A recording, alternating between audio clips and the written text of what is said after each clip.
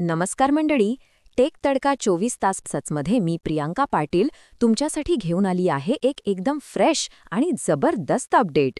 म्हणजे आता ऐका, आपल्या युनायटेड किंगडमचे माजी पंतप्रधान ऋषी सुनक, हो तेच, जे 2022 ते 2024 पर्यंत पीएम होते, त्यांनी आता मायक्रोसॉफ्ट आणि अँथ्रोपिक सारख्या टेक जॉयंट्समध्ये सिनियर ॲडवायझरी रोल स्वीकारले आहेत अशी बातमी आहे.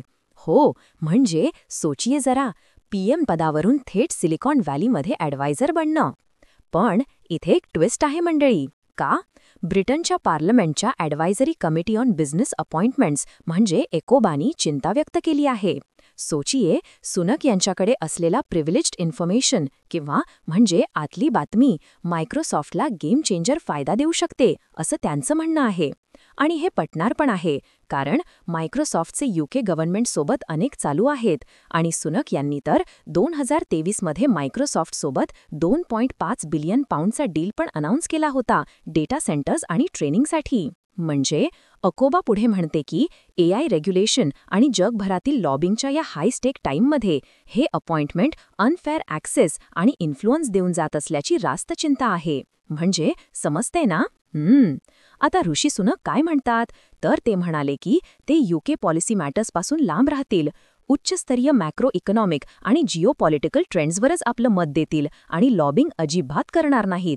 वर म्हणले की जे काही सॅलरी मिळेल ते त्यांच्या रिचमंड प्रोजेक्ट या चॅरिटीला देतील, जी त्यांनी पत्नीसोबत सुरू केली आहे. ग्रेट.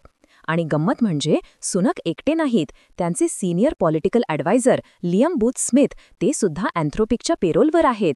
आणि माजी डेप्युटी पीएम निक क्लेग तर मेटामध्ये ग्लोबल अफेअर्सचे प्रेसिडेंट होते.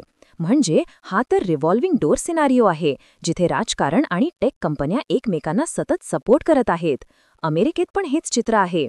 मेटामध्ये निक क्लेगची जागा जोएल कॅप्लनने घेतली, जे जॉर्ज डब्ल्यू बुशचे डेप्युटी चीफ ऑफ स्टाफ होते.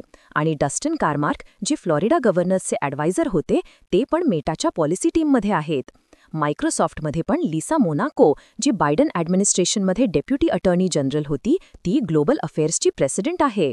एकंदरीत हे खूप इंटरेस्टिंग डेव्हलपमेंट्स आहेत, जिथे टेक लीडर्स आणि माजी सरकारी अधिकारी एकत्र येऊन फ्युचर शेप करत आहेत.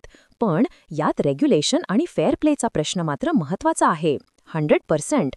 यावर तुमचं काय मत आहे? कमेंट्समध्ये नक्की सांगा. आणि अशाच लेटेस्ट टेक न्यूजसाठी टेक तडका 24 तासला सबस्क्राईब करायला विसरू नका.